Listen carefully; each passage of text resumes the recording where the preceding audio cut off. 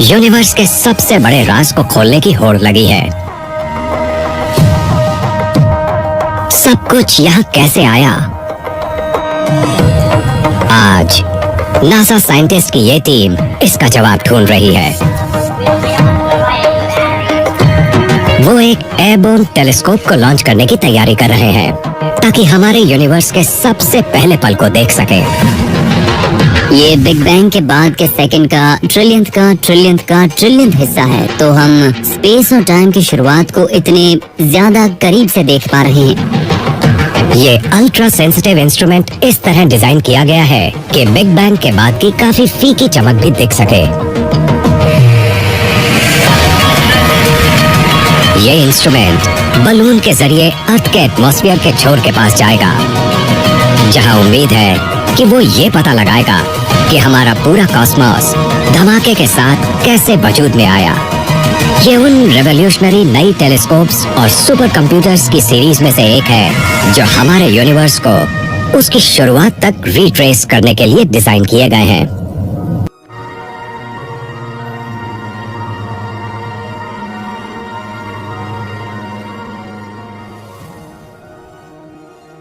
Big bang का idea ये है कि हमारे यूनिवर्स का एक बर्थ मोमेंट था, यानी कि एक ऐसा समय जब यूनिवर्स एग्जिस्ट नहीं करता था और अब करता है। मैटर कहाँ से आया, एनर्जी कहाँ से आई, और स्पेस और टाइम और मोशन, ये सब चीजें कहाँ से आई?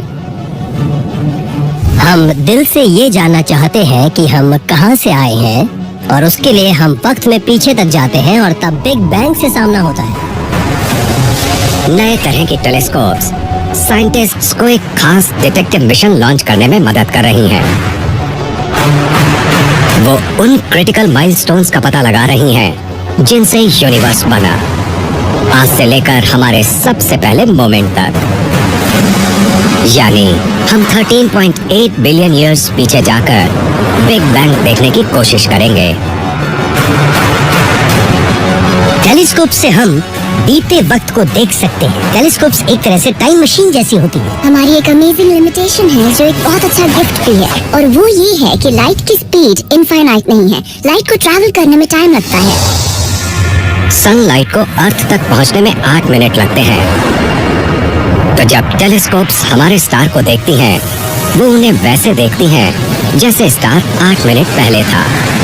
हमारे सबसे नजदीक की मेजर गैलेक्सी एंड्रोमेडा को देखने पर पता चलता है कि वो 2.5 मिलियन ईयर्स पहले कैसे दिखती थी। सबसे दूर की गैलेक्सीज जो आज की टेलीस्कोप्स देख सकती हैं, वो उन्हें 13 बिलियन ईयर्स से भी पहले वाली कंडीशन में कैप्चर करती हैं। नए जनरेशन के टेलीस्कोप्स वक्त में और भी पीछे देखना चाहती हैं, यहाँ तक कि बिग बैंग के फौरन बाद के गर्म घने यूनिवर्स को भी।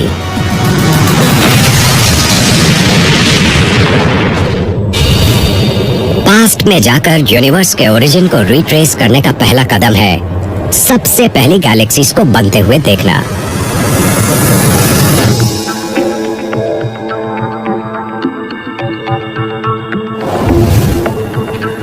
वॉशिंगटन के पास NASA Goddard space flight center में पॉल गाइटनर पहली गैलेक्सीज देखने के लिए एक टेलीस्कोप बनाने में मदद कर रहे हैं।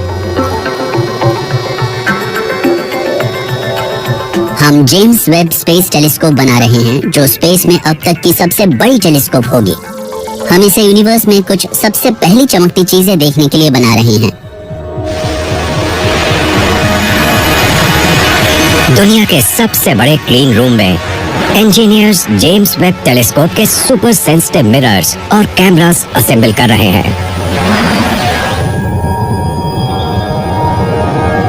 उनका एम है उस व्यू से और आगे देखना जो हमारे यूनिवर्स का करंट फार्देस्ट व्यू है, यानी कॉस्मोस के डिस्टेंट हिस्से का स्नैपशॉट, जब वो 500 मिलियन ईयर्स से भी कम पुराना था। लेकिन वो धुंधले डॉट्स स्टार्स नहीं हैं, वो पूरी गैलेक्सीज हैं, इतनी दूर कि आज के टेलीस्कोप्स उनका असली साइज या शेप नहीं दिखा सकते। जेम्स वेब टेलीस्कोप टाइम में और पीछे जाकर गैलेक्सीज को देखने और एक बहुत पुरानी मिस्ट्री को सुलझाने में मदद कर सकती है। आज के एक्स्ट्राऑर्डिनरी कॉम्प्लेक्स स्ट्रक्चर्स ने लाइफ की शुरुआत कैसे की? आज की गैलेक्सीज काफी विशाल 100 बिलियन स्टार क्लस्टर्स हैं, जिनमें एक डिस्टिंक्ट ऑर्डर छिपा हुआ है। धूल के परतों में लिपटे नए स्टार्स स्पाइरलिंग आर्म्स बनाते हैं जो हजारों लाइट ईयर्स तक फैले हैं। बीचों बीच एक घना बादल होता है, एंशिएंट रेड स्टार्स का एक गुच्छा, और उसके अंदर साइंटिस्ट्स को लगता है कि एक बहुत विशाल ब्लैक होल है। पहली गैलेक्सीज कैसे बनी और इतनी बड़ी कैसे हुई जैसी हम आज देखते हैं?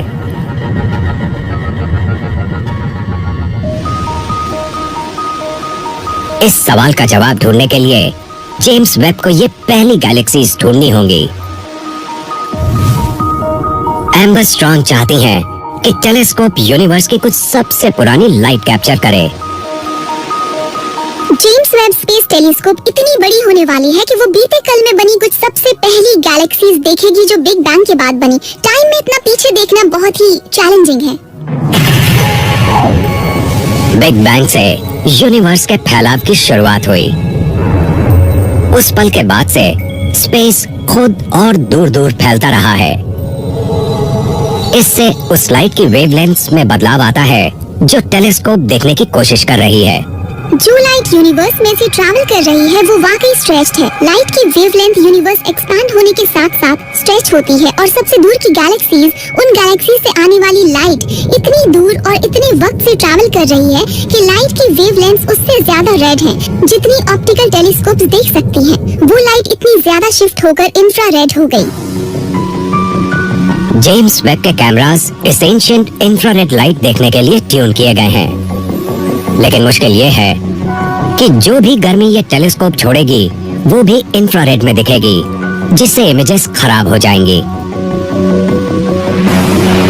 इसे ज्यादा ठंडा रखने के लिए टेनिस कोर्ट जितना बड़ा अम्ब्रेला कैमरा को सूरज की किरणों से बचाएगा। हाईटेक ब्लैंकेट्स इन सेंसिटिव इंस्ट्रूमेंट्स को और ज्यादा प्रोटेक्शन देते हैं।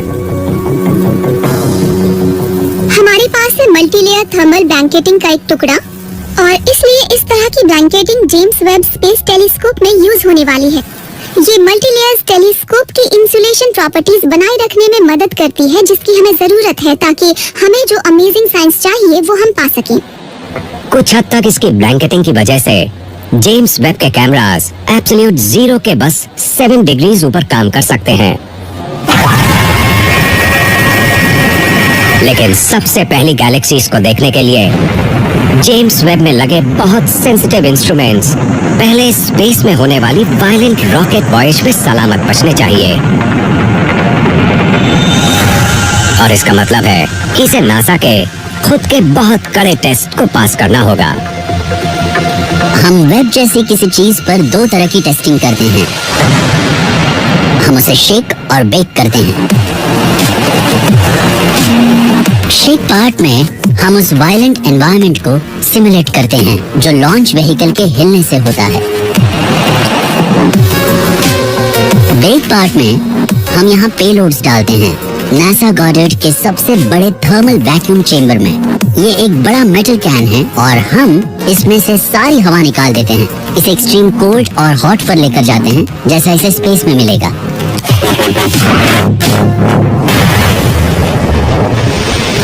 जैसे ही इसका हर पार्ट नासा के टेस्ट पास कर लेगा, ये giant telescope heavy lifting Ariane 5 rocket पर लॉन्च होने के एक कदम और करीब पहुंच जाएगा।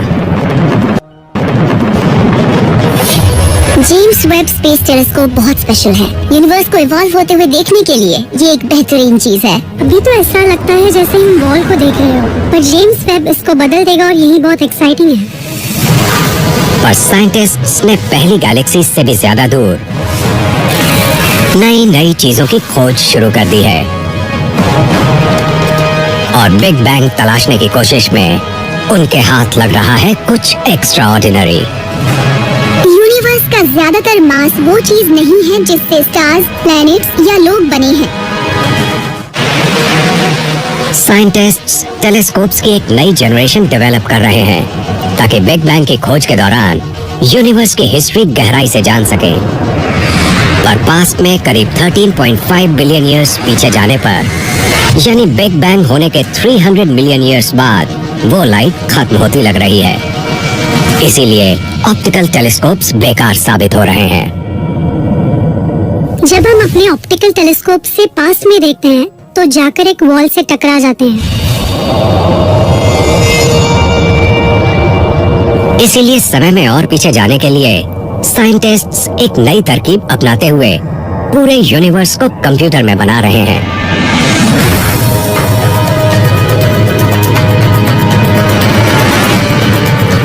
कैलिफोर्निया की स्लैक नेशनल एक्सेलरेटर लैब में रीसा एकदम शुरू से यूनिवर्स बना सकती हैं। उनका एम वो देखना है जो टेलीस्कोप्स नहीं देख सकते। हमारे यूनिवर्स का आज जो स्ट्रक्चर है वो उसे कैसे मिला। हम यूनिवर्स का एक मॉडल बनाने की कोशिश में हैं, वो भी मास स्केल्स, लेंथ स्केल्स और टाइम स्केल्स की बड़ी रेंज पर। और इसमें ऐसी कुछ कैलकुलेशंस हैं जो आप पेन पेपर से नहीं कर सकते। तो ये एक सुपर कंप्यूटर है जिसका यूज हम उस तरह के कैलकुलेशंस के लिए करते हैं।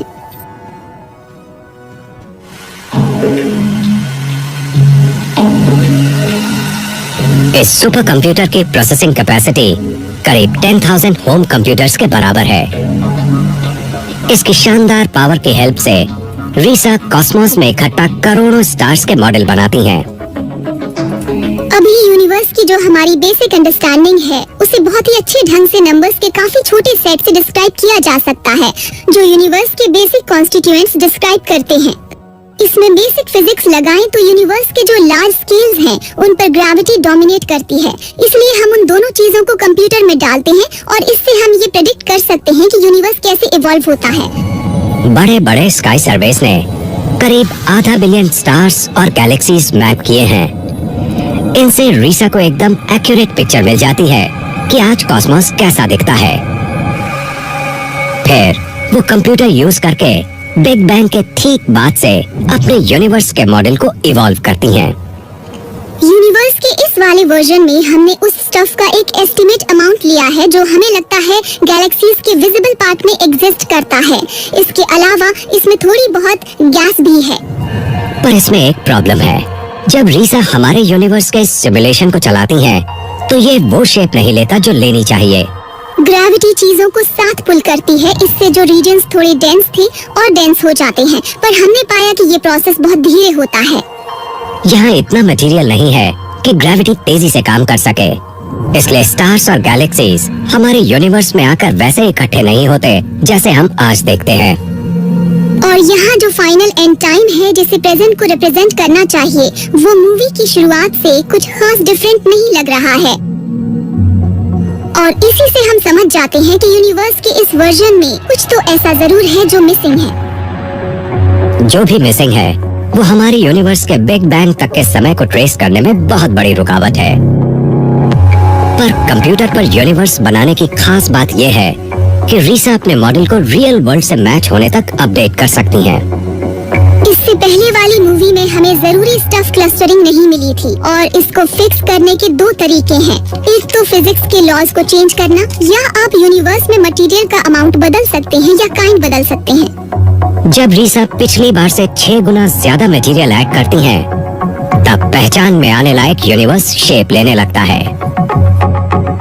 तो हम इसमें मैटर का एक्स्ट्रा अमाउंट डालते हैं। हमने देखा कि एक्स्ट्रा कंपोनेंट की वजह से ग्रेविटी तेज काम करने लगती है और वो गैलेक्सीज का डिस्ट्रीब्यूशन प्रोड्यूस करती है, जो काफी हद तक वैसा ही है जो हम अपने लार्ज टेलीस्कोप्स की हेल्प से मेजर करते हैं। यूनिवर्स के इस वर्जन में ये ब्राइट स्पॉट्स हमारी गैलेक्सीज रिप्रेजेंट करते हैं, पर वो इनविजिबल मैटर के और चौड़े जाल में फंसी हुई हैं। तो वो छिपा हुआ स्टफ क्या है जिससे मॉडल्स प्रेडिक्ट करते हैं कि बिग बैंग के वक्त से हमारा ज्यादातर यूनिवर्स बना हुआ है। गैलेक्सी को अलग करने पर प्रॉब्लम पता चलती है। इसकी गैस, डस्ट, प्लैनेट्स और स्टार्स सब कुछ निकालने पर इसमें कुछ नहीं बचना चाहिए। पर मॉडल्स की माने तो इसमें कुछ है जो इंस्ट्रूमेंट्स नहीं देख पाते। डार्क मैटर, एक मिस्टीरियस और इनविजिबल सब्सटेंस जो हिडन हेलो बनाता है। इसकी एक्स्ट्रा ग्रेविटी गैलेक्सीज के उन पार्ट्स पर काम करती है जो हमें दिखते हैं, वो उन्हें साथ रखती है। अगर मॉडल सही है तो ये मिसिंग मैटर हमारे कॉस्मोस का बहुत बड़ा हिस्सा बनाते हैं।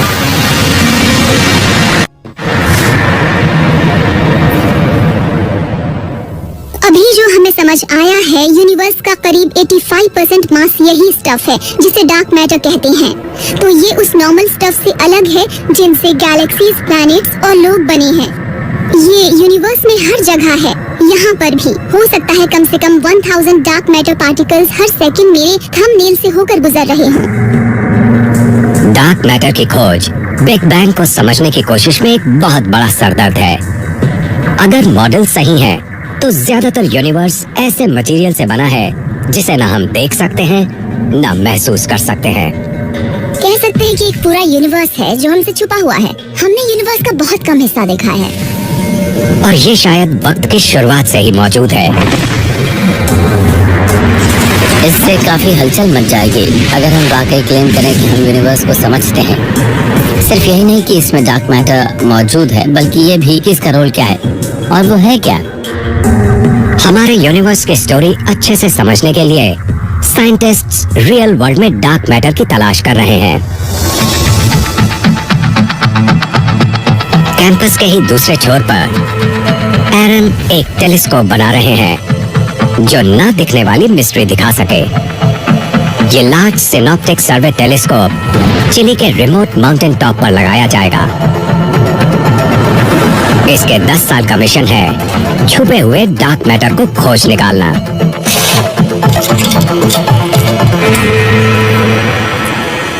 हम एक काम को जो इस लार्ज सिनॉप्टिक सर्वे टेलीस्कोप या LSST से करने वाले हैं वो है आसमान की करोड़ों गैलेक्सीज को ऑब्जर्व करना। LSST डार्क मैटर की प्रेजेंस को गैलेक्सी से स्ट्रीम होने वाली लाइट को ट्रैक करके बताएगा। डार्क मैटर हेलो के गैलेक्सी क्लस्टर्स के आसपास होने पर पास होने वाले ऑब्जेक्ट्स डिस्टॉर्ट हो जाते हैं, जैसे लेंस लाइट को बेंड करता है। LSST को इन सभी छोटे छोटे डिस्टॉर्शंस को रिकॉर्ड करना है। इसलिए इंजीनियर्स किसी भी टेलीस्कोप पर लगाया गया अब तक का सबसे पावरफुल कैमरा बना रहे हैं। 189 giant sensor chips billions galaxies से आने वाली हल्की सी लाइट भी कैप्चर कर लेंगी। यही उस इमेज को रिकॉर्ड करता है जो टेलीस्कोप से दिखने वाले सीन को डिजिटल पिक्चर में कन्वर्ट कर देता है। ये कैमरा 3 गीगापिक्सेल्स के साइज की इमेजेस जनरेट करेगा। 2 सेकंड में हम कलेक्ट कर पाते हैं 6 गीगाबाइट्स और हम ऐसा हर 15 सेकंड में करेंगे, पूरी रात, लगभग 10 सालों तक। तैयार LSST बताएगा कि डार्क मैटर कॉस्मोस में एग्जैक्टली कहाँ इकट्ठा होता है। साइंटिस्ट्स को अब समझ आने लगा है कि किस तरह ये छुपा हुआ मैटर हमारे यूनिवर्स को बनाता है। ये इनको बिग बैंग की खोज के लिए समय में पीछे जाने देगा। गैलेक्सीज बनना शुरू हुई उससे बहुत पहले डार्क मैटर के फिलामेंट्स ने साथ आकर एक विशाल कॉस्मिक वेब बनाया। ब्रांचेस से सटी गैस क्लम्प्स में कलेक्ट हुई। इसके अंदर स्टार्स जल उठते हैं और एम्ब्रियोनल कॉस्मोस के जरिए अपने केमिकल्स के भंडार बिखेरते हैं। गैलेक्सीज डार्क मैटर के जाल में इकट्ठा हो जाती हैं और स्पेस में गिरने से बच जाती हैं। इसी तरह से शैडो यूनिवर्स ने आज के कॉस्मोस को बनाया। डार्क मैटर की सबसे खास बात यह है कि भले ही हम नहीं जानते थे कि एग्जिस्ट करता है, पर इसी ने उस यूनिवर्स को बनाया जिसमें आज हम रहते हैं। अगर आप यूनिवर्स की सभी गैलेक्सीज को देखें और वो जहाँ मौजूद है उसे देखें, तो ये ऑब्वियस है कि वो एक स्पेसिफिक पैटर्न में पोजीशन्ड है और वो पैटर्न डार्क मैटर की वजह से ही है। डार्क मैटर एक सीक्रेट इंग्रेडिएंट है। इसके बिना हमारे यूनिवर्स का बनना मुमकिन नहीं होता। इसकी मदद से साइंटिस्ट्स आज से लेकर पिछले 13.5 बिलियन ईयर्स तक हुए कॉस्मोस के एवोल्यूशन को एक्यूरेट तरीके से ट्रेस कर सकते हैं। पर बिग बैंग की तलाश में साइंटिस्ट्स समय में और पीछे जाकर यूनिवर्स के शुरुआती 100 मिलियन ईयर्स को एक्सप्लोर करने की कोशिश कर रहे हैं, जब स्टार्स भी पैदा नहीं हुए थे। उस समय में जाने के लिए साइंटिस्ट्स को नए टूल्स बनाने पड़ेंगे ताकि उस यूनिवर्स को एक्सप्लोर कर सकें जब लाइट नहीं थी। आखिर कॉस्मिक डार्क एज में कौन से रहस्य छिपे हैं?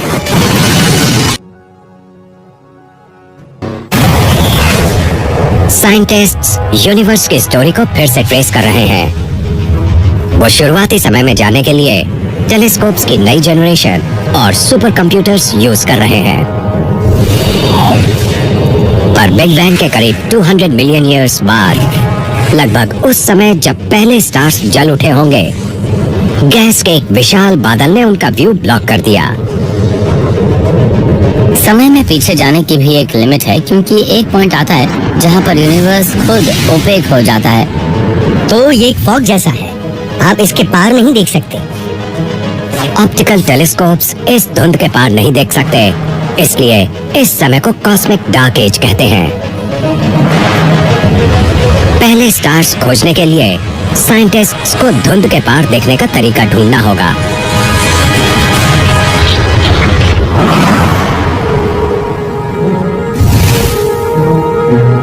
सिएरा नेवाडा के बगल में एक खास तरह का टेलीस्कोप लगा हुआ है। ये स्ट्रेंज स्ट्रक्चर्स हमारे यूनिवर्स के शुरुआती 200 मिलियन ईयर्स से एकोस को रिसीव कर रहे हैं।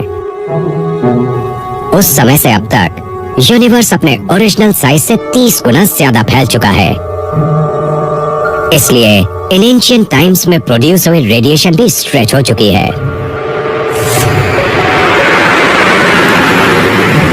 हम एरा यूनिवर्स के शुरुआती समय वाली रेडिएशन को डिटेक्ट करने की कोशिश कर रहे हैं। इसलिए उस समय एरा यूनिवर्स में बना रेडिएशन एक्सपैंड हुआ है, इतना कि उसे कैप्चर करने के लिए रेडियो फ्रीक्वेंसीज लो होनी चाहिए, इतनी लो कि आपको एक खास तरह के एंटीना की जरूरत पड़ेगी।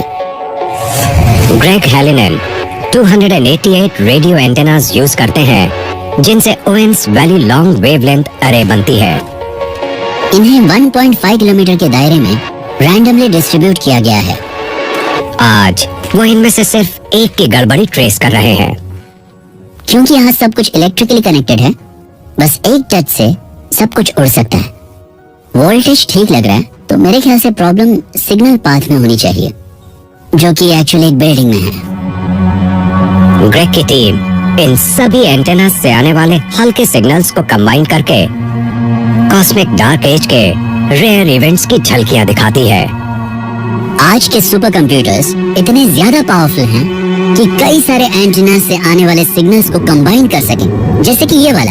और ये जरूरी भी है, क्योंकि हम समझना चाहते हैं कि वो स्टार्स बने कैसे। धुएं के पार देखने की कोशिश करने के बजाय ग्रेग का टेलीस्कोप धुंध को ही देखता है, क्योंकि ये धुंध हमारे यूनिवर्स की स्टोरी में जरूरी रोल निभाती है। 13.7 बिलियन ईयर्स पहले अंधेरे का राज था। तब कोई स्टार्स या प्लैनेट्स नहीं थे, सिर्फ धुंध थी जो ज्यादातर हाइड्रोजन गैस से बनी थी।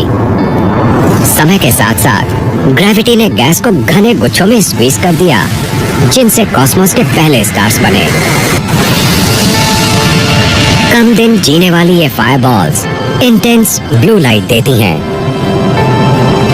जितनी ज्यादा फर्नेसेस चलती चली गई, घनी धुंध में उतने होल्स जल उठे और स्पेस में पहली स्टार लाइट फैल गई, जिससे डार्क एज का अंत हो गया।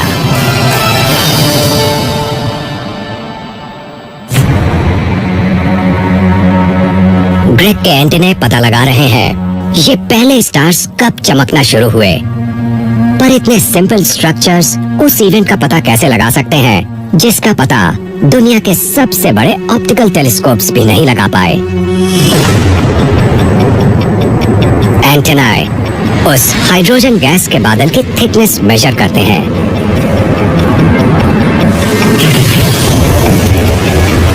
जैसे जैसे स्टार्स चलते गए वो बादल छंटता चला गया।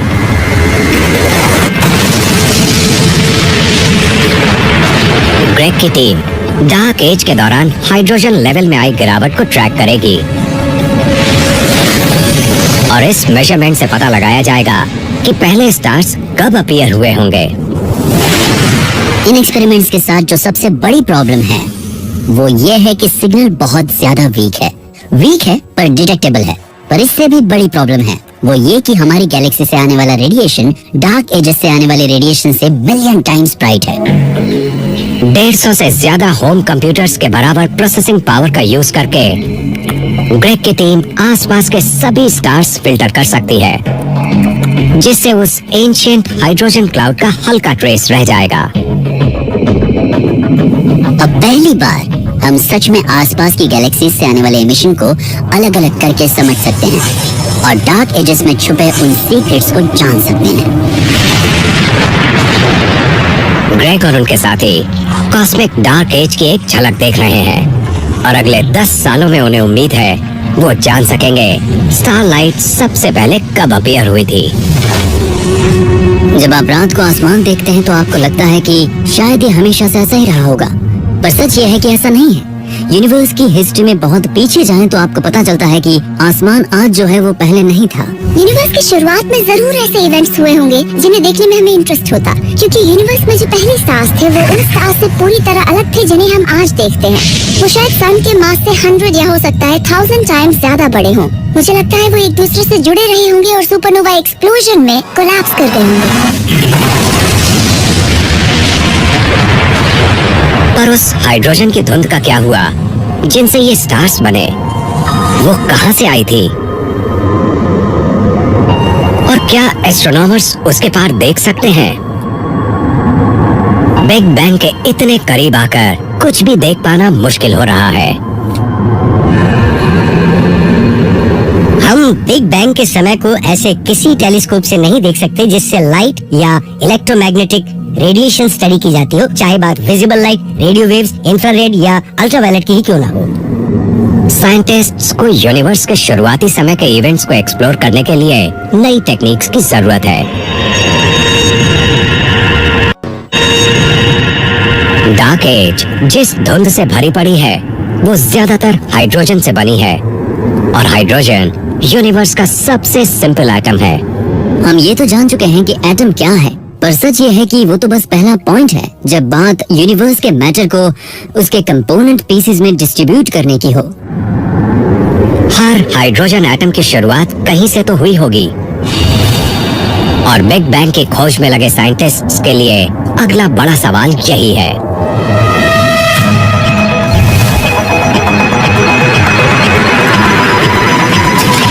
ब्रुकहेवन, लॉन्ग आइलैंड में एक टीम उस समय में झांक रही है जब पहले एटम्स भी नहीं बने थे। तो ये है रिलेटिविस्टिक हैवी आयन कोलाइडर। इसी में हम उन कंडीशंस को रिक्रिएट कर सकते हैं जो बिग बैंग होने के 1 माइक्रोसेकंड बाद रही होंगी। ये उस समय की बात है जब एटम्स नहीं बने थे, ना ही उन एटम्स से स्टार्स बने थे, बल्कि आज गैलेक्सी में पाया जाने वाला कोई भी स्टफ नहीं बना था। पॉल की टीम एक्सेलरेटर के आसपास गोल्ड एटम्स के न्यूक्लियाई फायर कर रही है। ये एक्सेलरेटर सुपर कंडक्टिंग मैग्नेट्स की इन 2 रिंग्स से बना है। इसके अंदर गोल्ड न्यूक्लियाई को लगभग लाइट की स्पीड पर एक्सेलरेट किया जाता है और वो दोनों रिंग्स में ऑपोजिट डायरेक्शन में मूव कर रहे हैं। इस पूरी टनल का सर्कमफेरेंस करीब 3 किलोमीटर है और गोल्ड न्यूक्लियाई इस पूरी टनल में 10,000 टाइम्स पर सेकंड की स्पीड से मूव करते हैं।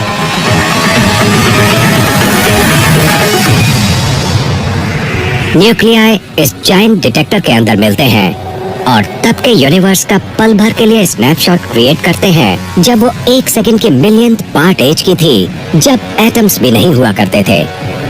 होता ये है कि जब ये 2 गोल्ड न्यूक्लियाई कोलाइड करते हैं तो बहुत ही हॉट और डेंस मैटर क्रिएट होता है जो बहुत कम समय के लिए सरवाइव करता है। जब गोल्ड न्यूक्लियाई लाइट की स्पीड तक पहुंचते हैं तो उनमें भरपूर एनर्जी होती है।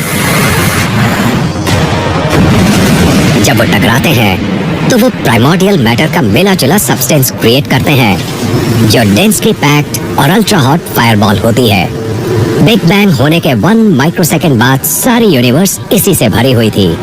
ये भड़कता प्लाज्मा ठंडा होकर प्रोटॉन्स और न्यूट्रॉन्स में मर्ज हो जाता है, जो हर एटम के जरूरी कंपोनेंट्स हैं। ये पीछे जो ट्रेस छोड़ जाते हैं वही ये समझने के लिए जरूरी है कि कॉस्मोस में मैटर सबसे पहले कैसे बना।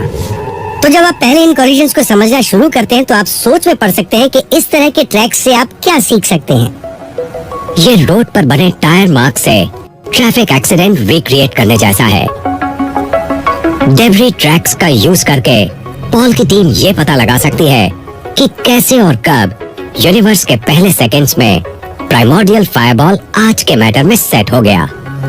कैसे एग्जैक्टली उन चीजों में ये ट्रांजिशन हुआ था जिससे आज हम बने हैं, और इन कॉलिजन्स को देखकर और जिन एनर्जीज के साथ हम इन कॉलिजन्स को देख रहे हैं, कितनी एनर्जी हम सिस्टम में डाल रहे हैं, वो बदलकर हम इन सवालों का जवाब दे सकते हैं। साइंटिस्ट्स अब हमारे यूनिवर्स की कहानी ठीक उसके जन्म के पल से रिक्रिएट कर सकते हैं।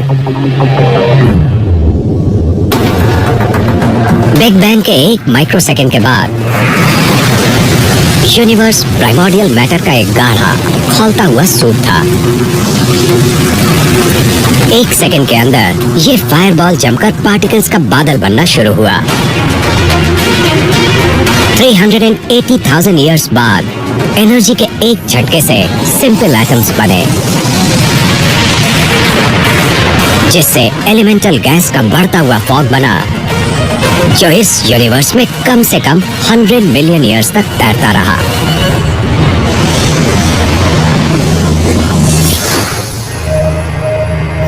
प्राइमोर्डियल सूप के बेहद गर्म वर्ल्ड में झांकने से साइंटिस्ट्स पहले से कहीं ज्यादा वक्त में पीछे जाकर बिग बैंग के बाद के सबसे पहले माइक्रोसेकंड तक पहुंच सकते हैं। लेकिन इस फर्स्ट माइक्रोसेकंड के परे देखने के लिए उन्हें एक नई रियलिटी में जाना होगा। जो फिजिकल कंडीशंस इससे पहले की यूनिवर्स में थी वो हमारे एवरीडे एक्सपीरियंस की किसी भी बात से बिल्कुल अलग थी। उस वक्त की कंडीशंस इतनी जबरदस्त हॉट और डेंस थी कि हमारे फिजिक्स के लॉज भी अप्लाई नहीं होते थे। सबसे बड़ा सवाल बाकी है, हमारे यूनिवर्स का फर्स्ट मोमेंट क्या था? बलून से जुड़ा टेलीस्कोप शायद इस लास्ट मिस्ट्री का जवाब दे सके। ये बहुत ही अमेजिंग है कि हम ऐसे इंस्ट्रूमेंट बनाते हैं जो हमें थोड़ी इंसाइट दे सकते हैं, न सिर्फ यूनिवर्स की शुरुआत के बारे में बल्कि ये भी कि यूनिवर्स का फ्यूचर क्या होने वाला है। साइंटिस्ट्स सबसे बड़ी मिस्ट्री को सॉल्व करने में जुटे हुए हैं। यूनिवर्स की शुरुआत में क्या हुआ, वो उस पॉइंट से बहुत आगे पहुंचे हैं जहां तक आम टेलीस्कोप्स देख सकते हैं, यानी बिग बैंग के बाद का पहला माइक्रोसेकंड। लेकिन उससे पहले क्या हुआ?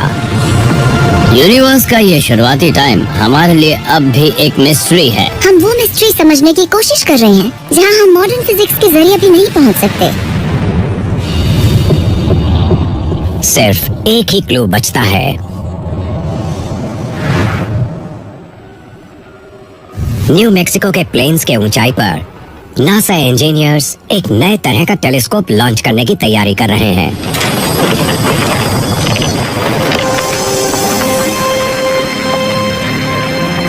अगर ये कामयाब हुआ तो इस एक्सपेरिमेंट से साइंटिस्ट्स आखिरकार यूनिवर्स के शुरुआती पल की छानबीन कर सकते हैं, यानी 1 सेकंड के ट्रिलियंथ के पहला ट्रिलियंथ हिस्सा। ऐसा एक भी सवाल सोचना मुश्किल होगा जो स्पेस टाइम के शुरुआत से और यूनिवर्स के फ्यूचर से बड़ा हो, और मुझे लगता है कि ये सच में एक बहुत गहरा सवाल है। एल कोगट पाइपर टेलीस्कोप ट्रायल के प्रिंसिपल इन्वेस्टिगेटर हैं।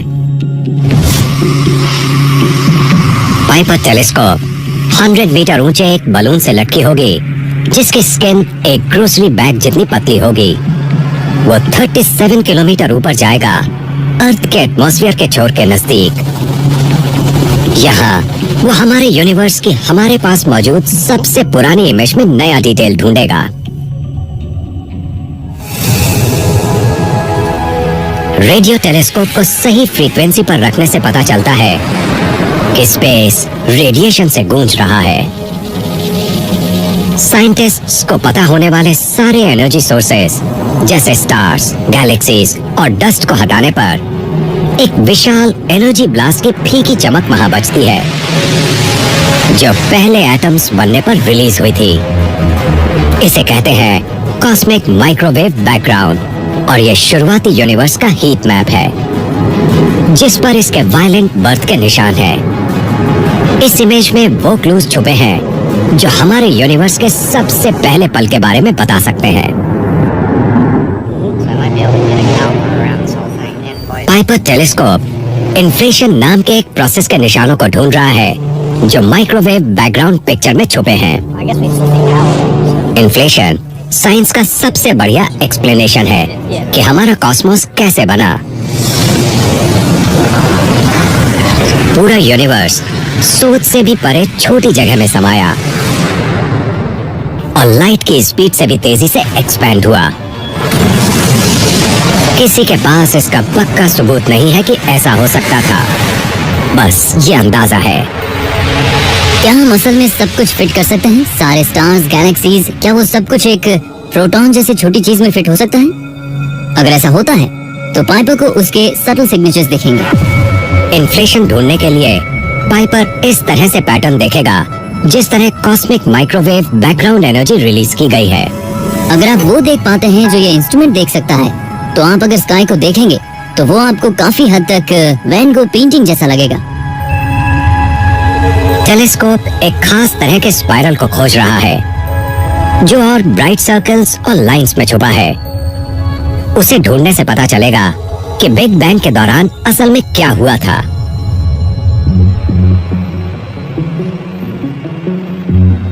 उम्मीद है पाइपर 3 साल के दौरान 8 बार उड़ेगा। अगर उसे इन्फ्लेशन दिखा तो वो आखिरकार टाइम की शुरुआत दिखाएगा। अगर हमें इन्फ्लेशन मिला तो मेरे ख्याल से वो काफी सेटिस्फाइंग होगा। मैंने अपने करियर का बहुत बड़ा हिस्सा इस खोज में लगाया है, तो अगर ऐसा होता है तो मैं मानूंगा कि मेरी मेहनत वेस्ट नहीं गई है।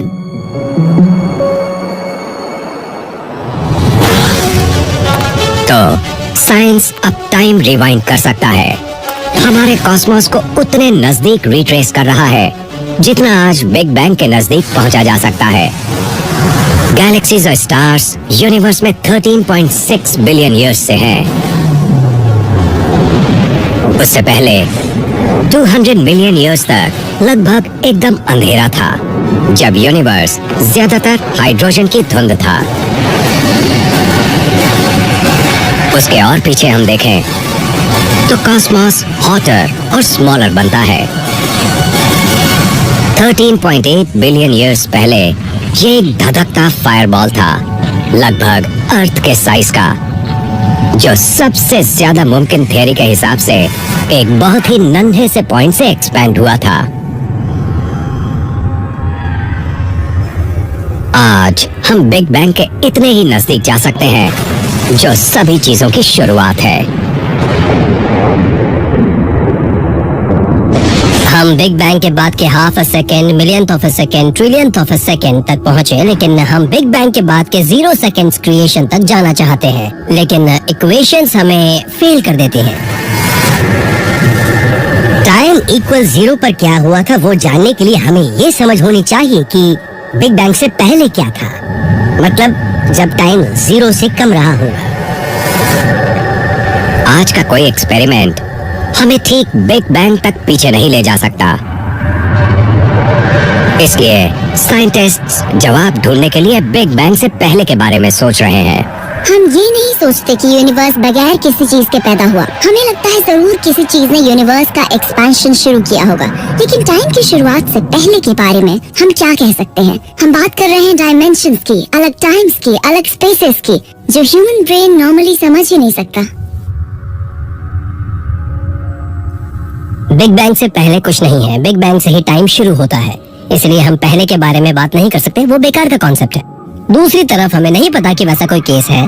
ऐसा हो सकता था कि इसके बजाय हमारा यूनिवर्स, हमारा बिग बैंग शायद प्री एग्जिस्टिंग यूनिवर्स में एक इंटरेस्टिंग इवेंट रहा होगा और उस बड़े कैनवस में शायद हमारे बिग बैंग के होने से पहले दूसरी चीजें आई और गई होंगी।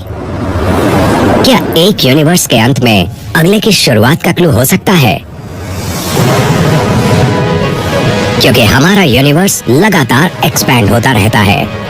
कुछ टाइम के बाद वो एक ठंडे बंजर रेगिस्तान में बदल जाएगा। गैलेक्सीज बिखरने लगेंगी। अंदर जबरदस्त हलचल मच जाएगी। स्टार्स का फ्यूल खत्म हो जाएगा और उनके न्यूक्लियर इंजन्स अंदर की तरफ फट जाएंगे।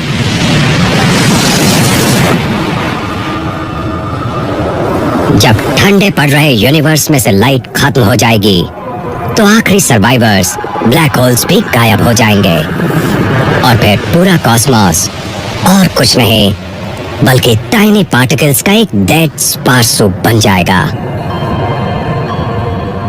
चीजें बस इस फैलते हुए एनवायरनमेंट के इर्द गिर्द मंडराती रहेंगी और कुछ नहीं होगा। शायद वही हमारे फ्यूचर में होगा।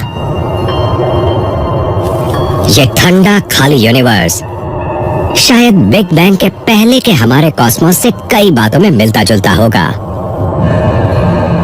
हर चीज इतनी ज्यादा फैली होगी कि टाइम और स्पेस का कोई मतलब नहीं रह जाएगा